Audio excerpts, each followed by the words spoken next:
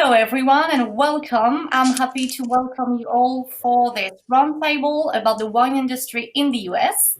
My name is Hélène Lopez. I'm working at Interco Nouvelle-Aquitaine. So Interco is the agency of international cooperation of the region Nouvelle-Aquitaine, around the Bordeaux region mainly. Interco is partner of Vinitech-Sifel trade show for many years now.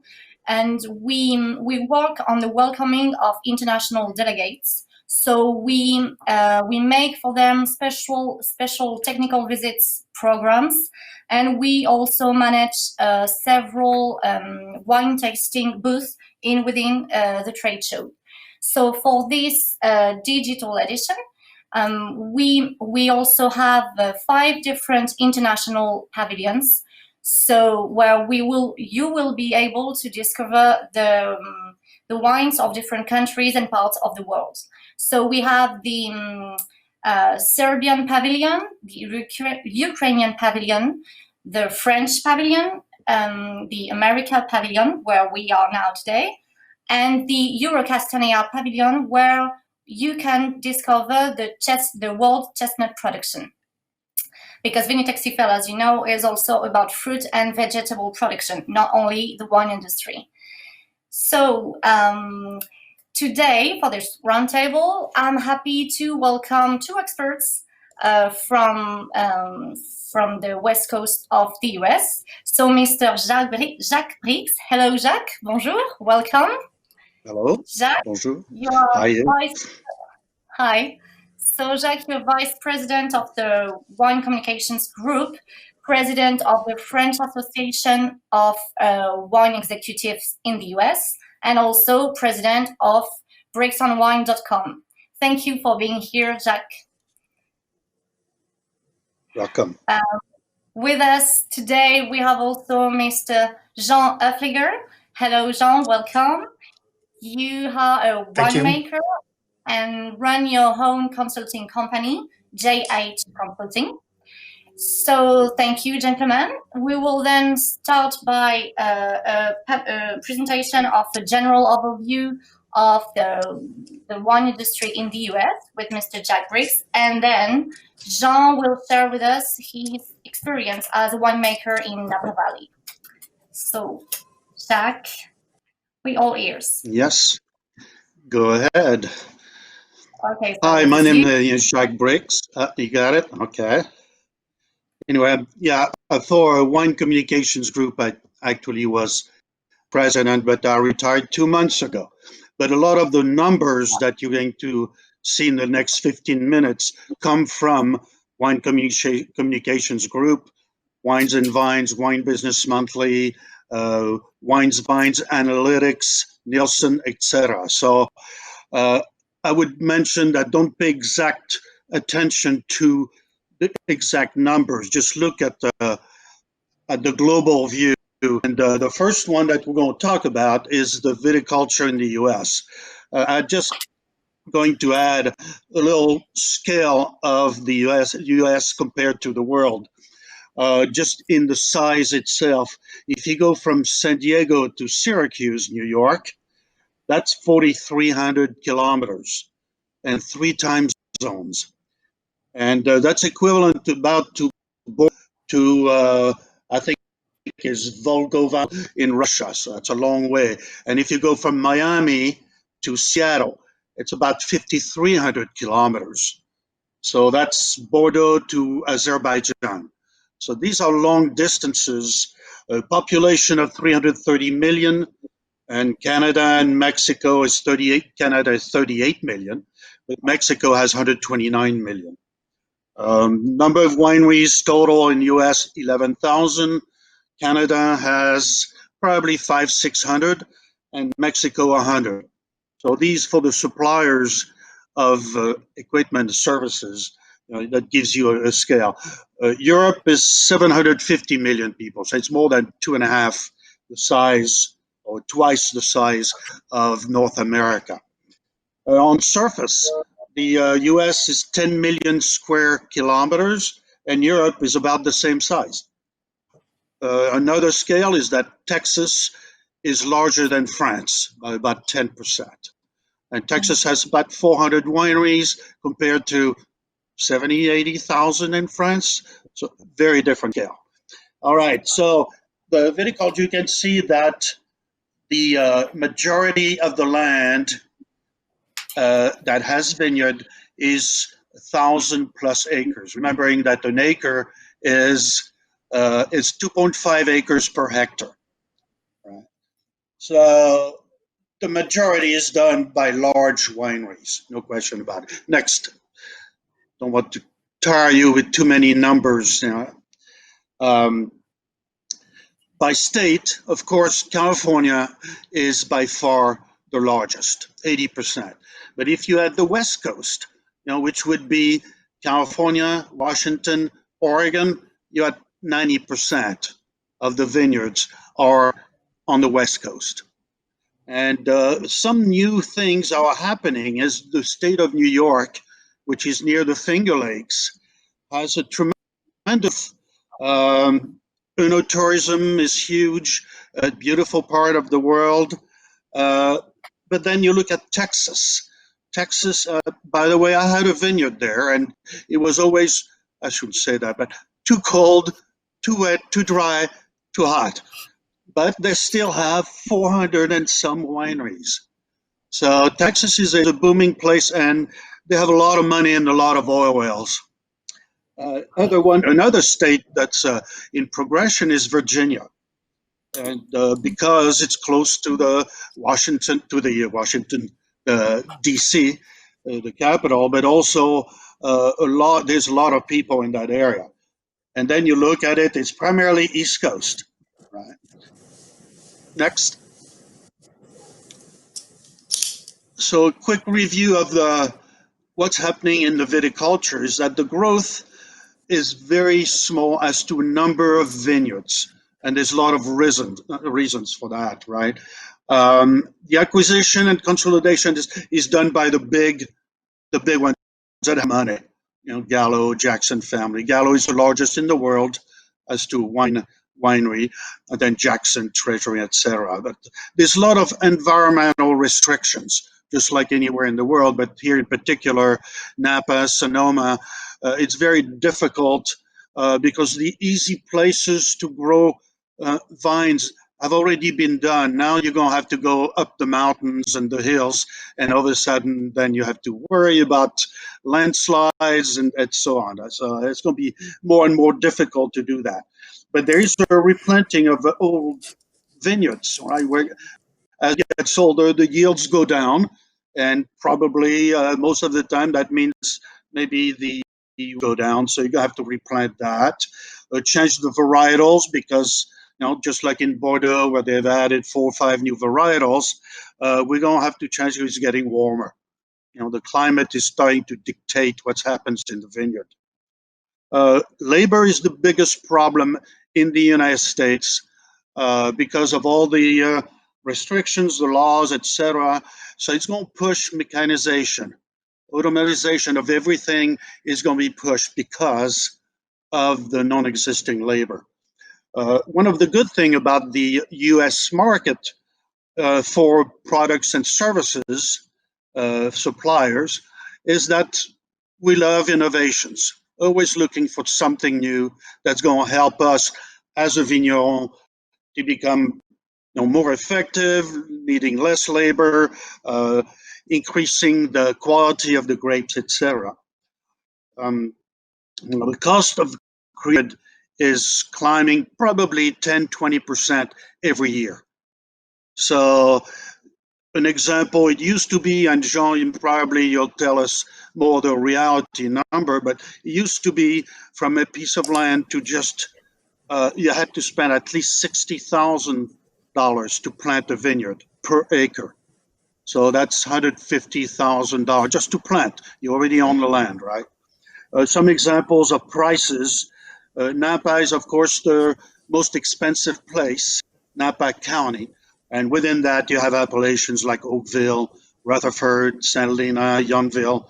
And just to have a winery, it's between $2 and $5 million.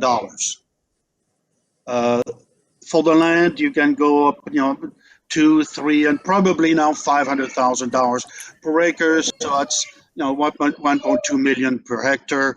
And when you go to Sonoma, it's a little bit less expensive. There is more room in Sonoma than Napa. The reason why I talk about these two is because they produce probably 90% of the high quality wines of North America.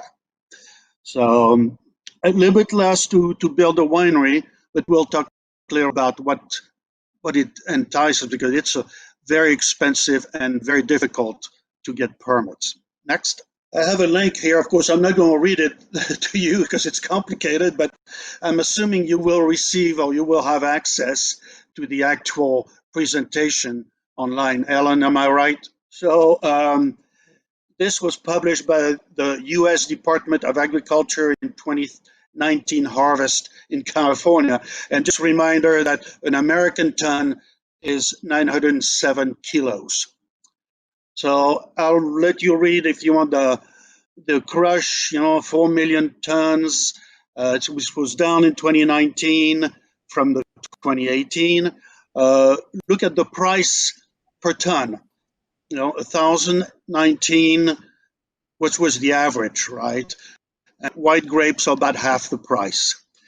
But in Napa County, for example, the price per ton, went up to 9,800. But I know quite a few people, and Jean, you might be able to tell us later on, that charge 15, 20,000 a ton, up and more than that. That is correct, Jacques. The most expensive grape that I purchased or worked with in 2019 was actually $42,000 a ton. 42,000. Okay, so $42,000 per ton, and 700 bottles, right? Thereabouts. Correct. So you can see that's why you have to charge $100 a bottle, to just make it. Wineries. All right. Now there's a lot of business for European suppliers or world suppliers of products and services, because that also the number keeps on growing and going up every year, and we'll see that a little bit later on. But by far is the largest, right? The most established. Even though that percentage of winery, it's only like 40-some%, it is 85% of all the wine in the U.S.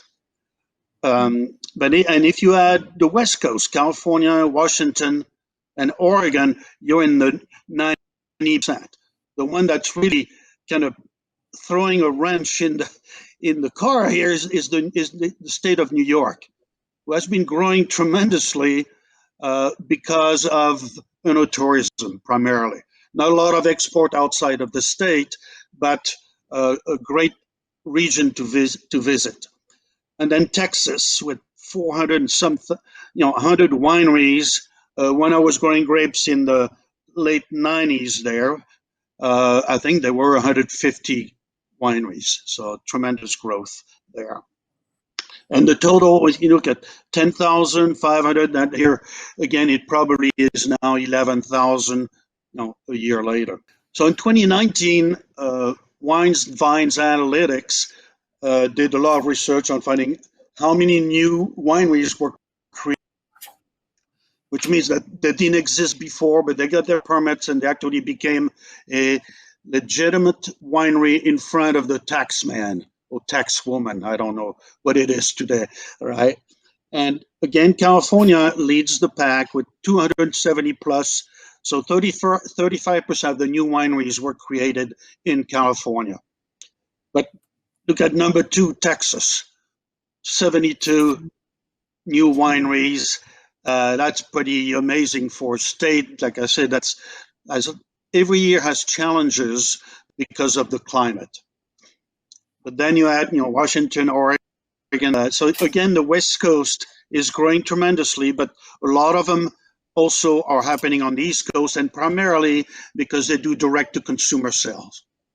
Visit the wineries, beautiful land. There's more sunshine when you grow grapes than other places. So, almost 800 wineries created in 2019. So if we say that each winery need a wine press, that means that you've increased your marketplace, so your prospect, by 780 new wineries. I found this map somewhere, I'm not sure where, and I know it helped me put it on a slide because I couldn't figure out how to do it. But if you look at it and you look at the political map, maybe I should mention that, but it's pretty similar, West Coast, East Coast, and then the center doesn't have a lot. Did I say that? No, I didn't say that. So, but you can see California, Washington, Oregon. That's where most of the grapes are grown, and the wines. And of course, California has two, the high end, and then it has also the, in the big valleys south of Sacramento, that's where you have the huge winery with millions and millions of cases. So this one, at least visually, it's a little bit easier to understand and to see that, every state of the 50 states has at least 2 or 3 wineries, including Alaska and Hawaii. But the biggest growth, as you can see, is Texas, and then the West Coast, and on the East Coast. So I just did a little exercise. Again, the data came from Wines Vines Analytics, is to find out the average price per bottle for the wineries in the U.S. And you can see that the less than $10, they're only 30 wineries, but they produce almost a third of the total production. So these are the big ones from the South Valleys and Central Valleys of California. Then you go into the bottom, the $100 and plus. They're really only 183, probably 182 of them are in California. And I use the average price of $125, to simplify it. But the bulk, on number of cases, remembering the number of cases is 12 bottles per case, not 6 bottles like I remember we used in France or in Europe. So it's 12 bottles per case. And it's a huge amount of 63% of the case are under $10. Top 10 wineries, AJ Gallo, which is, I live in Hillsburg, and they have a big winery there. I remember when I did the 2002 harvest with them, I was collecting the grapes from the trucks. There were 150 big trucks a day that were coming to deliver grapes. And then I asked Gina Gallo, who was working with me there, and she said, well, you should go to Modesto. There's 1,500 trucks a day bringing wine. So they produce a lot of wine. But then you see one group and so on. So if you're selling supplies and services and products to the wine industry, these are the big boys and girls that have a lot of money, that keep on buying other wineries, because cheaper and faster to buy an existing winery than to create a new one, and we'll see later on why. All right, so some quick facts and building permits, and Jean will expand on that. To get anything new as a winery is extremely expensive and takes a lot of years just to get the permit. So in the new ones, when you look at the 800 new wineries that came up on board in the US, a lot of them were converting as being just a vigneron, a grape grower, into a winery, because the profit margin, if you are successful, are much higher in the winery than just the vineyard. But a lot of the money comes from Silicon Valley, and it comes from other businesses, and the lifestyle is always perceived as, if you're in the wine business, this is a great place to be.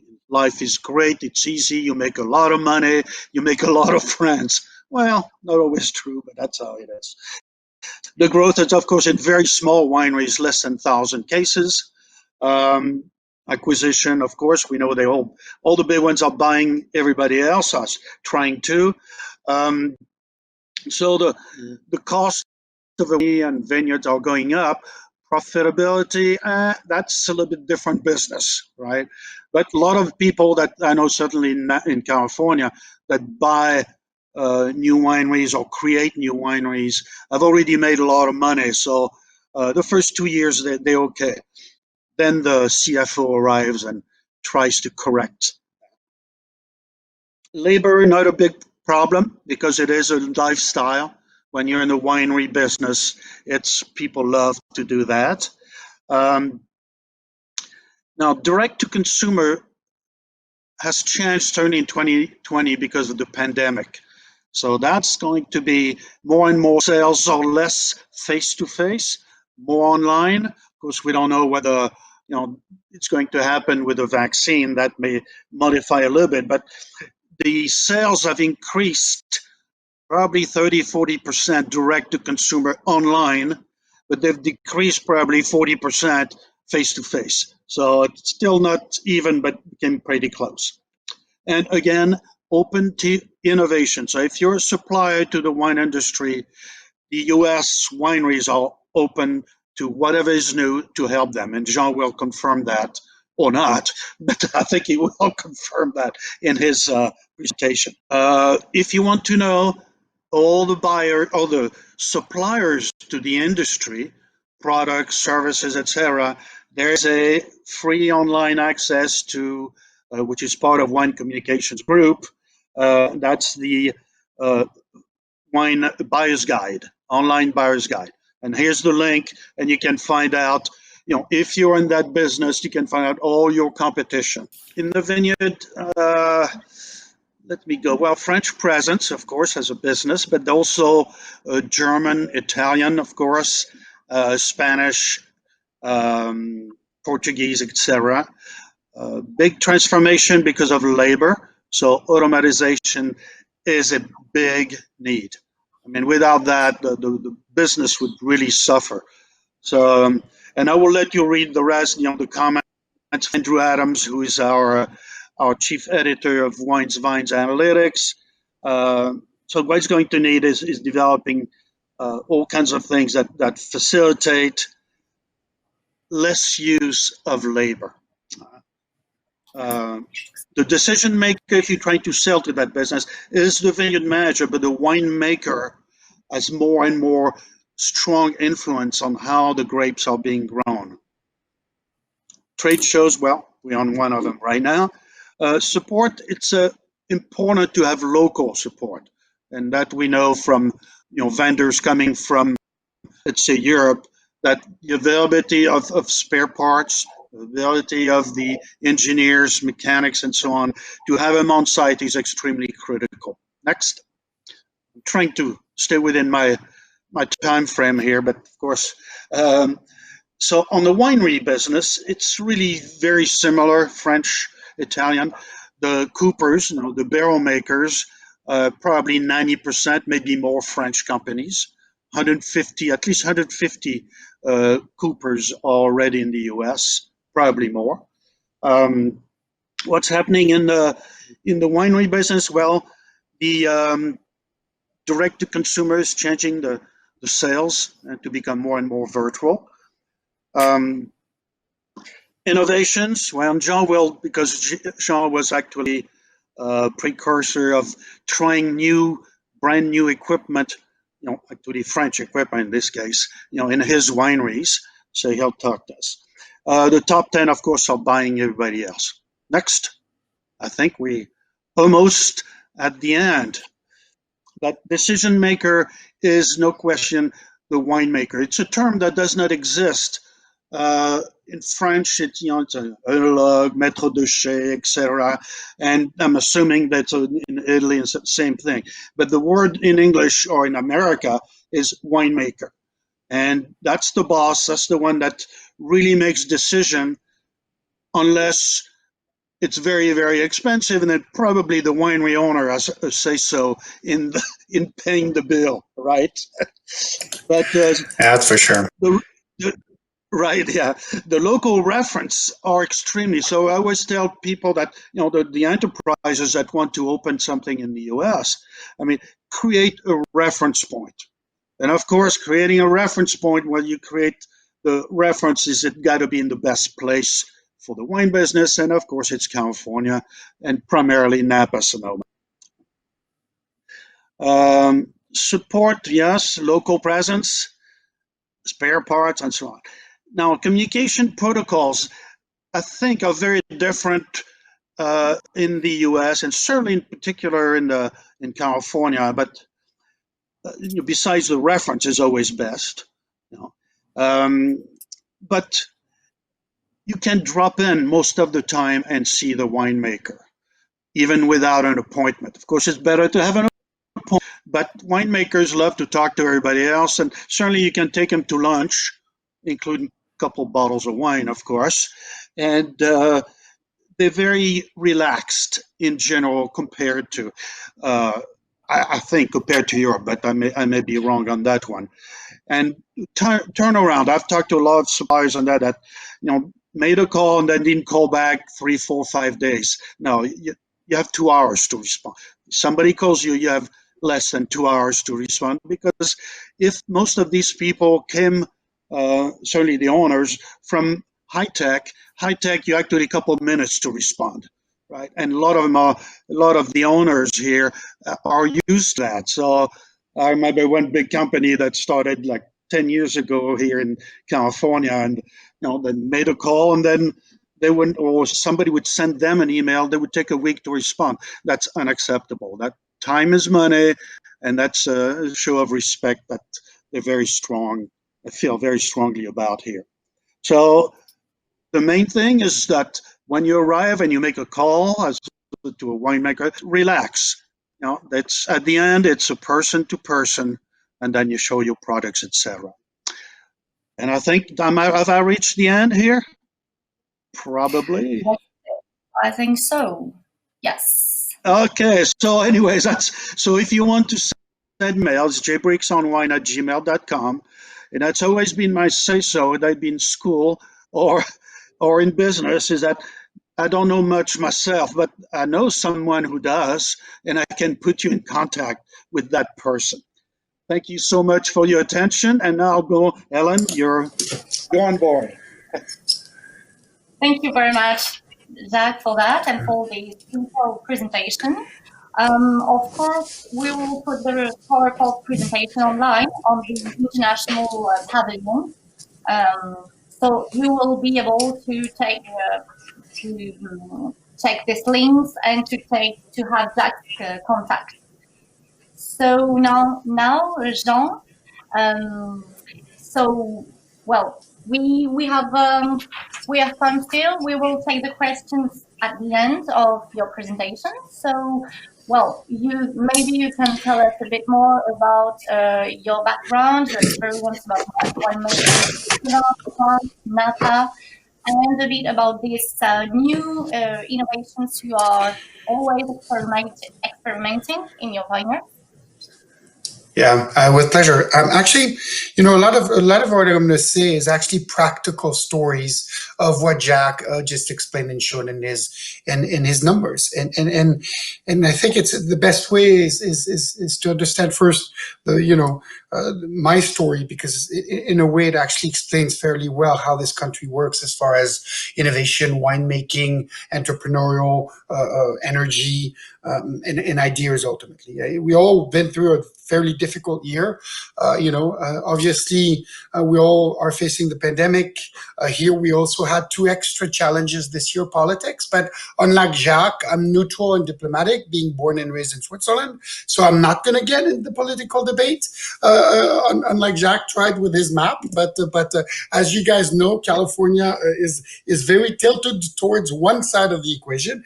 And of course, in Napa and Sonoma this year, we had major fires, which is now becoming more and more regular, drama.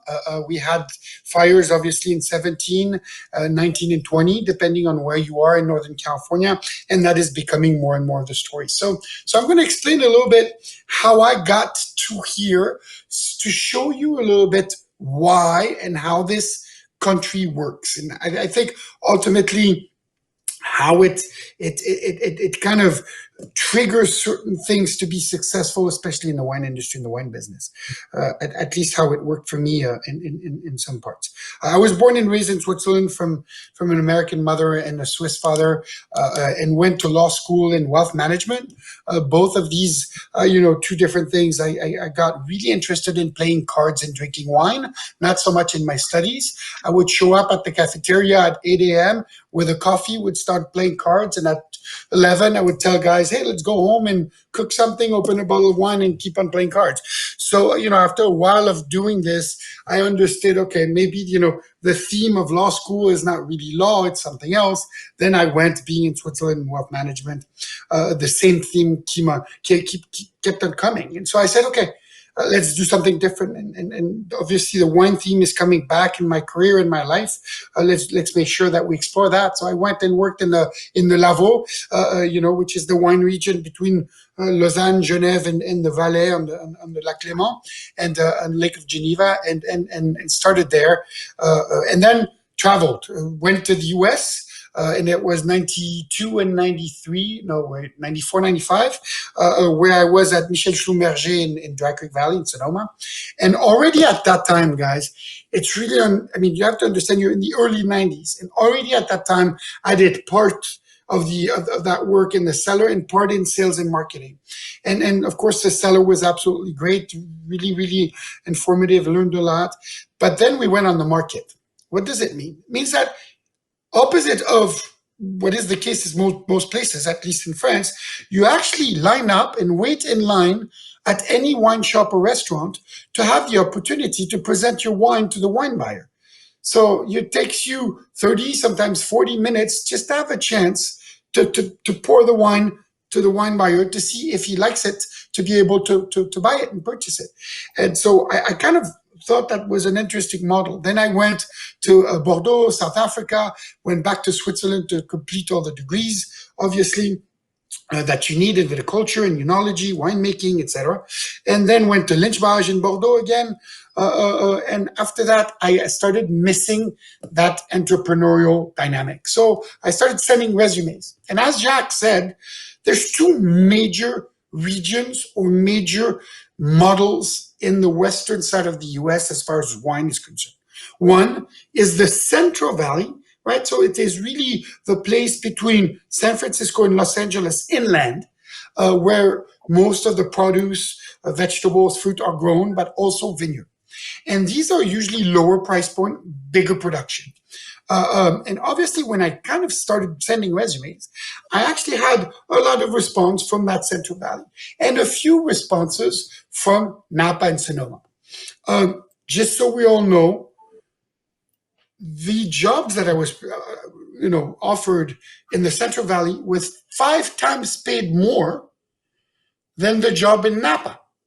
The reason for that is the wineries in Central Valley were producing 10 to 15 times more grapes and wines than the wine in Napa. So I decided to go and actually pick Napa. Why? Because of reputation, because of price point, and because of ultimately quality perception of wine. And so I started working at Newton Vineyard, and I was the winemaker there for 4 or 5 years until it was purchased by LVMH. And believe it or not, today I'm back and I consult for Newton, who's still owned by LVMH. So, the circle kind of went around. But I think it's really important, and I want to take a minute here for you guys to understand. There's 2 very different models. One is luxury goods, which wine is for part of the US. And that luxury good is a bottle of wine of $100 up to $700 or $800 a bottle. At release, not 10 times down the line, at release. So that's one segment, and that's usually the Napa segment, right? Sonoma is the same to a little bit lesser degree as far as price points concerned. And then you have the big producers. Jacques showed a bunch. Some of them I consult for. I consult for Chateau Saint Michel up in Washington. We make millions of cases. It's a different equation.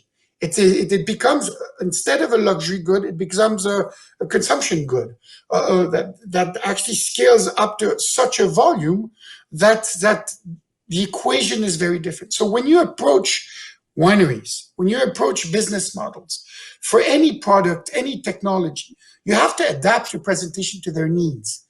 Because there's two things. If you try to present innovation or something new, if you go for the big producers, they're going to look into, does it better the quality of wine? Does it help us with an economy of scale? And can we multiply that? If you go in Napa, you go on, can this help me be the best and take a competitive advantage versus my competitors and others? I worked with CITF, a French company, a few years ago with Alpha Omega. They had a new optical sorting system called the Alien. Obviously, Alpha Omega makes fairly high-end wines, highly rated and then pressed and stuff like that.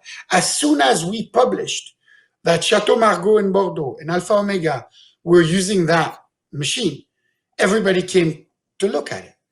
Why? Because in this model, you're trying to create a perception of exclusive high-end that makes a difference in the quality of wine you produce. But does that particular machine and price point apply to something that will process 100 to 200 to 500 times the same amount of grapes? So your product has to be extremely well defined to fit these different things. Then I will continue and say that after 5 years up at Newton, I got, well, let's put it this way, I disagreed with the direction that was being taken, and I decided to, move on and became a partner and started Alpha Omega. Alpha Omega was nothing, was, falling apart winery that we decided to purchase, a new brand. But what happened? We are on Highway 29. Highway 29 is the vein, right? The major axe of Napa Valley. It shows about 5 million, sees about 5 million tourists per year. That means that it is bigger than Disneyland, right? It's only second to Disneyland in Disney World in the US as an individual destination. So they created really the Disney World of adults, because they put hotels, wineries, restaurants, spas, shopping, everything. They made it a destination. So is it like this every year? No, of course. Napa is luxury, is portrait luxury, is more expensive. But they invented the direct-to-consumer, where most of these wineries, and that's something else you need to understand, most of these wineries make bigger margin because they can sell direct to the consumer. And if they can, your material, the cost of your new technology, the cost of your farming, the cost of your processing of fruit and winemaking is almost neglectable because you have these higher margin. Therefore, the technology is much more accessible because of that, right? So if you make 65% margins on your bottle of wine, chances your owner is not going to turn you down when you tell him, well, I need that machine. It costs $200,000, but it's going to give us either that much better wine, or it's going to save us time and money and reactivity down the stretch. So you really have to think about it that way. It is a model in Napa, and I'll talk a little bit about Sonoma after. It is a model in Napa where in a lot of the wineries, the cost of wine becomes almost secondary if it's in a smaller place, if it's sold at a fairly high price point. Jacques was talking about, so you understand, about land and price. The average bottle of Cabernet in Napa is $85 to $100. That's the average, right? So that's kind of is what you would call a Bordeaux Supérieur in Bordeaux, for example, right? It's not your Grand Cru, because if you go in the Grand Cru side, you're $200, $250, $200, $300, right? So that perception of luxury good in Napa is absolutely there. And because of that, they love innovation. They thrive on innovation. They really think that to have a competitive advantage is absolutely key. And they're willing, because of that, to invest fairly big resources to be able to go into new technology or new inventions anyway. And I think that's something you have to understand. The US, greatness. Of course, I miss Europe, its culture, its history, and stuff like that. But America has a tendency to compensate for the lack of history by more effort, learning faster, and giving more resources. And so constantly, as Jacques said, no, it's not the next day that you answer. It's actually the next minute, maybe 2 hour, because it constantly moves, because they're trying to catch up time. And so every single technology that I had from France, in particular, obviously, has a great reputation because this young wine generation, this young wine country is looking at the old Europe like geniuses, like Yoda in Star Wars, like the people that have the truth and the understanding of how to create wine and brands as far as quality is concerned. So to start with the goodwill, the reputation of French product machinery's inventions, or European, is really there. They take it right away more seriously. And then most of the time, obviously we're in a different situation because of the pandemic right now, but most of the time we'll hear you out and measure if there's an opportunity for you or not. Here are some for you to understand of the things that I've explored over the last couple of years. I've explored material for polymerization, so lab equipment, extraction equipment, sorting equipment, drone sprays, magnetic underground measurement, so you can actually measure soil and subsoils of vineyards. So everything that I just mentioned, they're all French or European companies. So of course there's opportunity. But as Jacques mentioned extremely clearly, this comes through a couple of different things. I work today for 32 different wineries in 5, 6, 7 different regions of the world.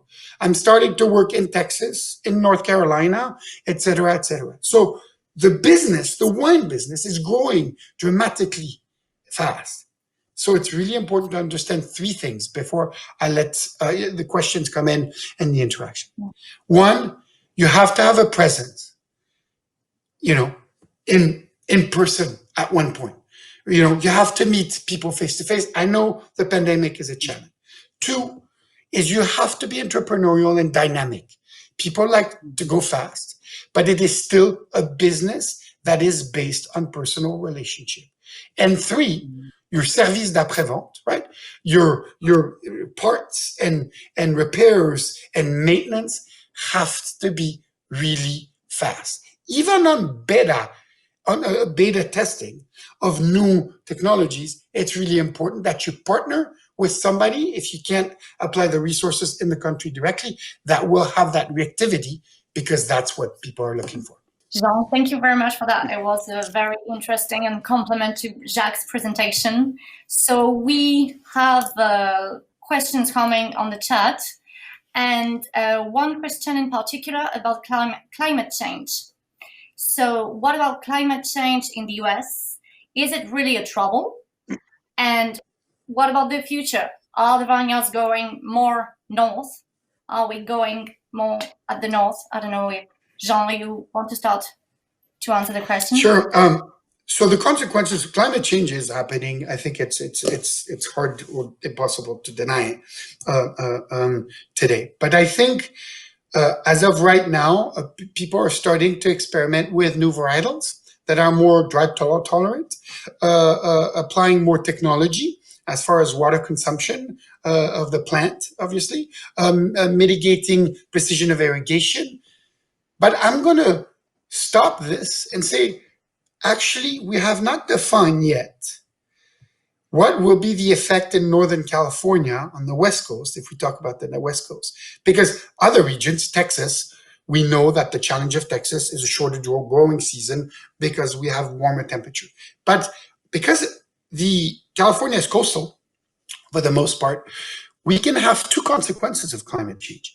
You can have the first consequence, yes, it gets warmer and warmer and warmer, so we're going to push production either north or find grapes that are much more heat resistant, or find ways to mitigate that heat, misters, shade cloth, all these new technology that come to mitigate that.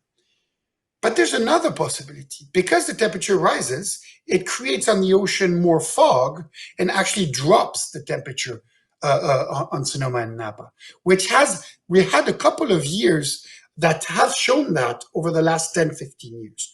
So for me, the jury still has to be defined. One thing that we've seen clearly is the weather events are getting stronger. When you have a storm, the storm is stronger. When you have a heat spell, the heat is bigger, right? So the variation in event is bigger.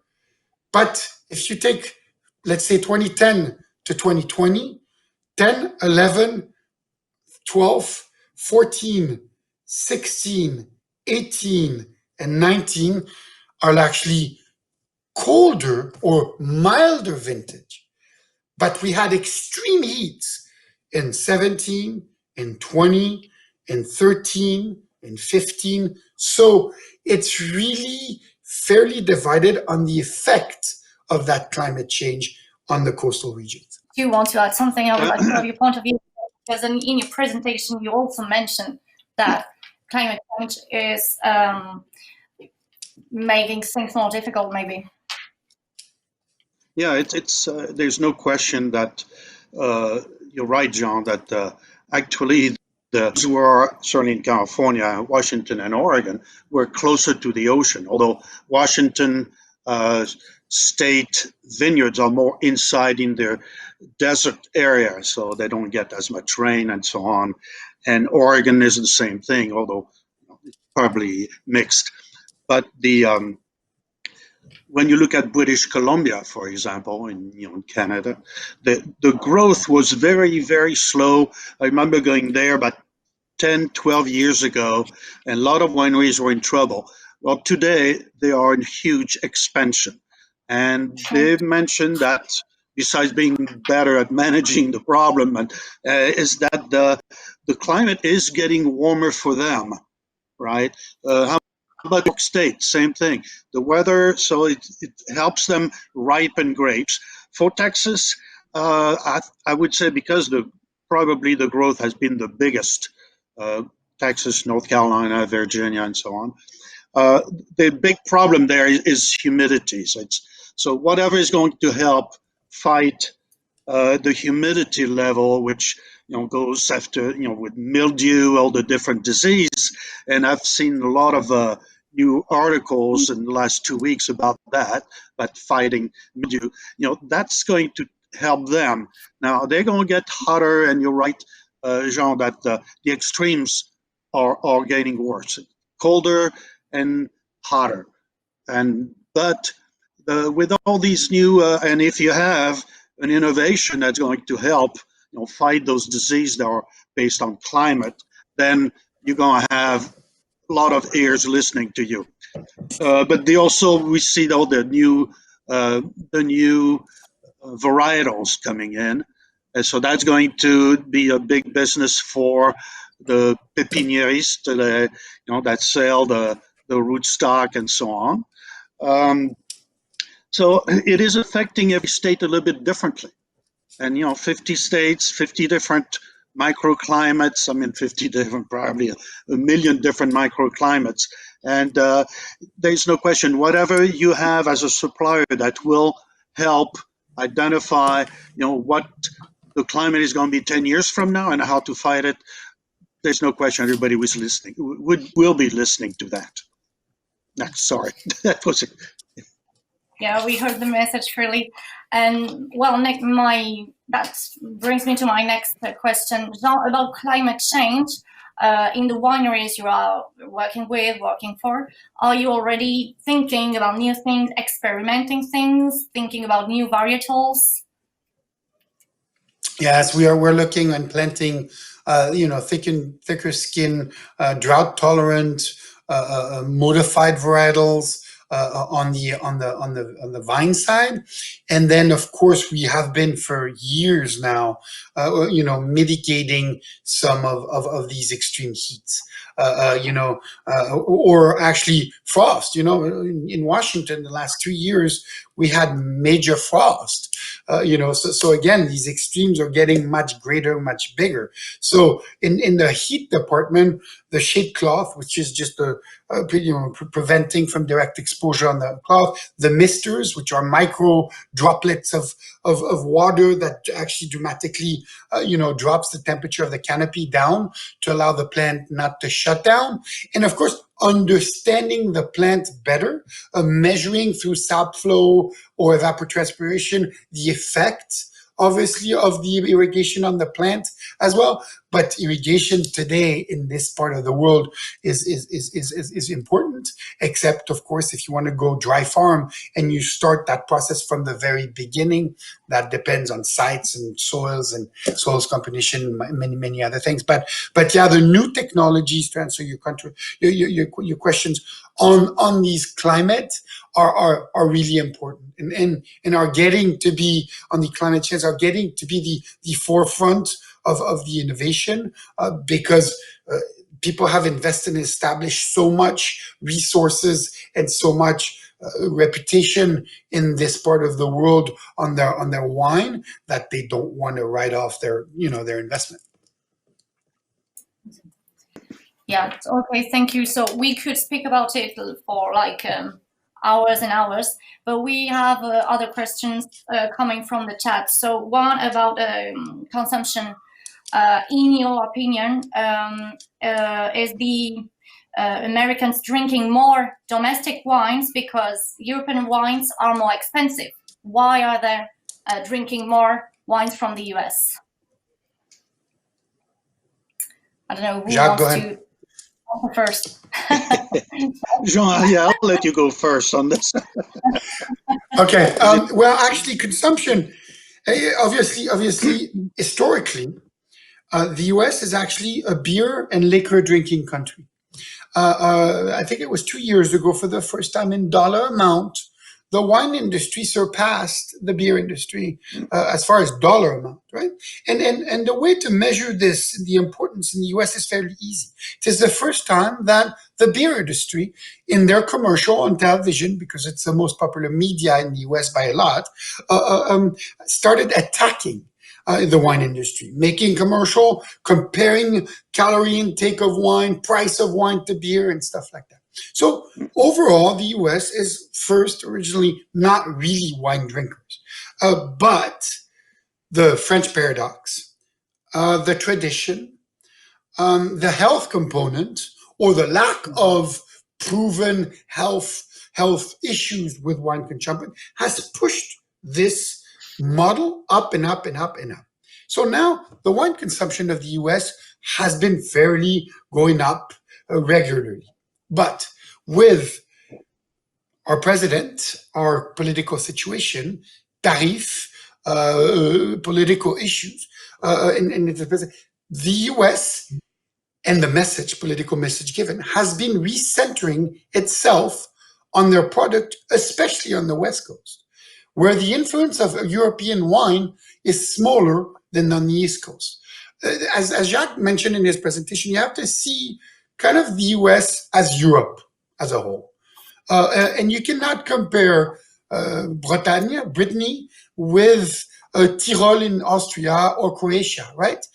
So the habits of consumption are different. So even though we are in this middle of this political war on wines and taxation and imposition, I think that the eastern side of the US are still consuming a fair share of wine, when maybe the center and the west of the US are actually more centered among their own production. But just like China, just like new emerging wine countries, I think the trend, the more we can in the US produce better wines, the more people will be, I think, pushed or incentivized to consume locally. Yeah, and I'll support everything you said, that there is also the generation challenge. Right now the millennials, and that is going to represent a bigger share, right? As versus the old people like me anyway. The consumption is very different, and the price point is going to be different because millennials still have not reached a certain financial level to afford $100 bottle of wine. But their understanding of what is a good wine is less referencing the big critiques, the wines of the world, right? Like Robert Parker. They really don't care about that anymore, but they will trust the value judgment of their friends, through whatever media that they're going to use, right? So it's really to really understand that you have to go for each generation and how much they represent, on how many people, their financial means, and so on. When the last 6 months, the online purchase have increased tremendously, but the value per bottle has dropped slightly. And mainly because when you go to a tasting room of a winery, you're probably being charged retail plus 20–30%. The purchase is more on a enthusiasm of the moment that you're paying some debt. Now, if you go online, you have more time to decide. So you're going to analyze a little bit more and say, okay, am I going to pay $30 or $20 when some friend of mine told me that it was pretty good at $20? So all these equations that will go, we can foresee that there's a premiumization, easy for me to say, right, we have more wines of $100 and above than we ever had before, no question about it. And we will continue to have that. And the center of the American universe is Napa, no question about it. And you're right, John, it's about $85 average price for a cab. Okay, thank you very much. I'm sorry, Jacques, but we are running out of time, so we'll take only one more question, and I will ask you to be very, very short in your answer. So about purchasing equipment. So how equipment purchasing is operated? Leasing, renting, regular investments, or other in the US? Who wants to go first? Jean, yeah, go ahead, because you have direct purchasing. Yeah, so all of it. You have all of the above: leasing, purchase, loan, purchase, lease to buy options. You have anything you want. In major proportion, what would be? Yes. Yeah. So the leasing because of cash flow, and as Jacques was saying, right now there might be a little bit of a price resistance phase. I think the leasing is going to be a very good option for people, and not to have to front the cash, at least until we get out of that pandemic economics instability. Okay, right. And I agree with that. I think as long as you can capitalize, and it becomes a CFO question. The financial officer is going to decide what is the best. Right. Thank you very much. We have just 1 minute more, so I will have to conclude this session. Thank you again to you both, Jacques and Jean, to connect it at 7:30 a.m. in the morning for us to be here. So, of course, if you have more questions, you can contact us on the International American Pavilion, and I will be happy to pass the question to Jacques and Jean. So enjoy your visit at Vinitech-Sifel Virtual. I will see you around maybe in another live session. Visit our International Pavilion, and so have a good evening, have a good day, depending on where you are and in which part of the world. Thank you very much. Thank you all.